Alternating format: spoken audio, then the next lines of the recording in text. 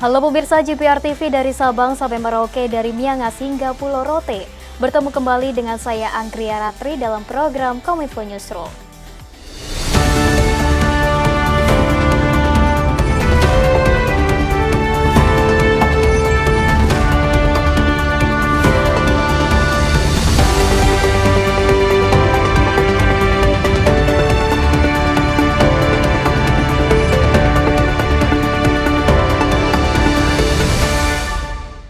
Pemirsa, kita ke informasi yang pertama. Direktorat Jenderal Perkeretaapian Kemenhub menyediakan angkutan motor gratis Lebaran 2024. Angkutan tersebut melayani 3 jalur dan dapat mengangkut sebanyak 12.180 motor.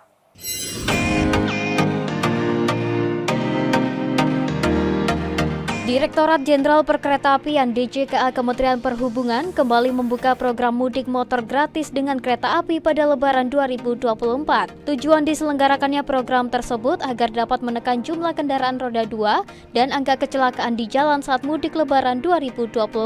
Direktur Lalu Lintas dan Angkutan Kereta Api Kemenhub Arif Anwar mengatakan telah disiapkan kuota sebanyak 12.180 motor dan program tersebut akan berlaku hingga 18 April 2024 yang akan melayani arus mudik mulai tanggal 2 hingga 8 April serta arus balik mulai tanggal 13 hingga 19 April 2024. Untuk bisa mengikuti program mutis ini, masyarakat bisa mendaftar melalui website mudikgratis.dephood.go.id dengan persyaratan meliputi KTP, SIM yang masih berlaku, kartu keluarga, STNK yang juga masih berlaku atau tidak mati pajak, serta besaran motor kurang dari 200 cc. Selain itu, masyarakat juga bisa melakukan pendaftaran secara langsung ke stasiun dengan membawa kendaraan beserta persyaratan yang telah ditetapkan. Adapun lokasi pendaftaran langsung dapat dilakukan di Stasiun Cilegon, Jakarta Gudang, Tangerang, Depok Baru, Bekasi, Kiara Condong, Kutoarjo, Lempuyangan, Purwosari, Semarang Tawang, Madiun, Cirebon Perujakan, Tegal, Pekalongan, Purwokerto, Kroya, Gombong, serta Kebumen. Angkutan motor gratis tersebut dilakukan di 3 lintasan, yakni lintas utara mulai dari Stasiun Cilegon, Jakarta Gudang, Cirebon Perujakan, Tegal, Pekalongan, dan berakhir di Semarang Tawang. Di lintas ini pelayanan hanya akan dilakukan 1 kali sehari dengan kapasitas 530 penumpang dan 232 unit motor per hari. Kemudian di lintas tengah dilakukan 1 hari 2 kali dengan rute Stasiun Jakarta Gudang, Cirebon Perujakan, Purwokerto, Kroya, dan berakhir di Kutoarjo. Dengan kapasitas penumpang 1.060 orang dan 464 unit motor per hari. Sementara di lintas selatan dilakukan 1 kali dalam 1 hari dengan rute Stasiun Jakarta Gudang, Kiara Condong, Kroya, Gombong, Kebumen, Lempuyangan, Purwosari, serta Madiun. Kapasitas yang disiapkan 424 penumpang dan 174 unit motor per hari. Sementara itu terkait dengan tarif terdapat batas parsial yang artinya kurang dari 290 km, penumpang hanya membayar tarif sebesar Rp10.000. Kemudian jika lebih dari 290 km, dikenakan tarif sebesar Rp20.000. 11 dermaga di 3 pelabuhan di wilayah Banten akan dioperasikan untuk melayani penyeberangan penumpang pada angkutan Lebaran tahun ini. Dirgakum Korlantas Polri Brigjen Pol Slamet Santoso memastikan jalur penyeberangan tersebut berjalan dengan aman dan siap untuk dilalui para pemudik, baik pengguna kendaraan pribadi roda 4 maupun roda 2.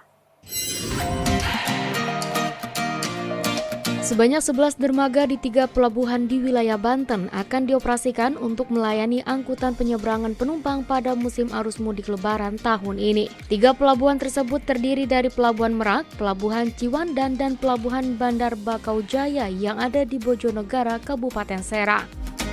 Adapun untuk arus balik dari Sumatera Jawa, Dirgakum Korlantas Polri Brigjen Pol R. Slamet Santoso dalam rapat koordinasi Korlantas Polri terkait persiapan angkutan Lebaran tahun 2024 mengungkapkan telah tersedia 1 pelabuhan yakni Bakahuni dengan 7 dermaga untuk melayani para pemudik. Dari Jawa itu ada 11 dermaga di 3 pelabuhan, dari mulai Pelabuhan Merak, Ciwandan, dan BBJ. Kemudian dari arus balik itu ada 1 pelabuhan Bakauheni ada 7 dermaga, sehingga itu semua mudah-mudahan bisa terangkut dengan baik. Pelabuhan Merak yang memiliki 7 dermaga nantinya akan menjadi pelabuhan utama yang melayani para pemudik, khususnya bagi pemudik yang menggunakan kendaraan pribadi maupun roda 2. Sementara itu, untuk 4 dermaga lainnya tersebar di Pelabuhan Ciwandan dan Bandar Bakau Jaya. Dengan Pelabuhan Ciwandan dikhususkan melayani penyeberangan kendaraan roda 2 dan truk logistik golongan 6 dan 7 yang dikecualikan menyeberang dari Pelabuhan Merak. Sedangkan untuk Pelabuhan Bandar Bakau Jaya akan dikhususkan untuk melayani truk golongan 8 ke atas. Menteri Kesehatan Budi Gunadi Sadikin menekankan kepada RSUD yang ada di Jakarta agar melakukan transfer ilmu kepada rumah sakit termasuk rumah sakit swasta. Hal tersebut disampaikan Menkes dalam arahannya pada acara penandatanganan PKS Jejaring Pengembangan Pelayanan RSUD dengan RS rujukan vertikal di Jakarta.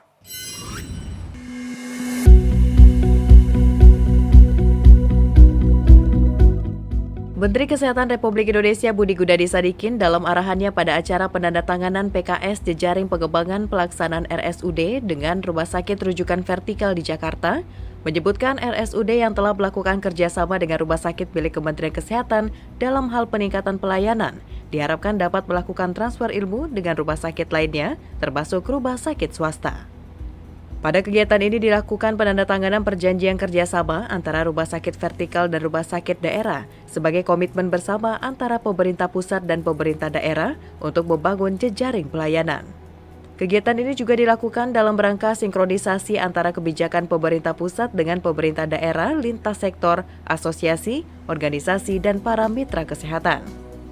Jadi saya titip juga tadi ke Pagub jangan lupa nanti kalau dibagi nih, kasih target juga seluruh RSUD-nya harus mengampu semua rumah sakit swasta yang bawah ya bukan swasta, yang ada di DKI Jakarta.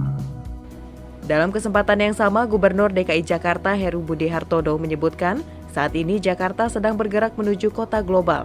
Salah satu faktor yang sedang disiapkan oleh DKI Jakarta adalah peningkatan sektor layanan kesehatan agar semakin profesional dan kompeten. Pemirsa, Menteri Kesehatan Budi Gunadi Sadikin memantau proses pembangunan rumah sakit Kemenkes di IKN. Pembangunan rumah sakit di IKN saat ini telah mencapai 18% dan ditargetkan rampung pada Oktober mendatang.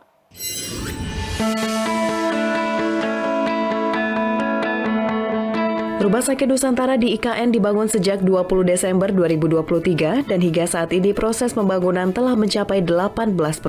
Persentase itu setara dengan pembangunan 2 lantai rumah sakit. Dalam keterangan persnya, Menkes menargetkan pembangunan Rumah Sakit Nusantara 10 lantai bisa terrealisasi di bulan Juli 2024. Menteri Kesehatan Budi Gunadi Sadikin mengatakan akan mempercepat pembangunan Rumah Sakit Nusantara agar siap digunakan jelang migrasi ASN ke IKN pertengahan tahun 2024 ini. Menkes menyebut finalisasi pembangunan Rumah Sakit Nusantara ditargetkan selesai sebelum bulan Desember 2024 agar Presiden Joko Widodo bisa meresmikan Rumah Sakit Nusantara di akhir masa jabatannya. Statusnya sampai sekarang sudah 18% dan sudah mulai mencor lantai 2. Saya meminta pada teman-teman di Adikarya, ini Pak Presiden ingin pindahnya cepat ini, pengen mulai kerja bulan Juli. Jadi coba kalau bisa di bulan Juli kita sudah agak rapi lah. Rencananya memang topping off-nya sampai 10 lantai itu di bulan Juni.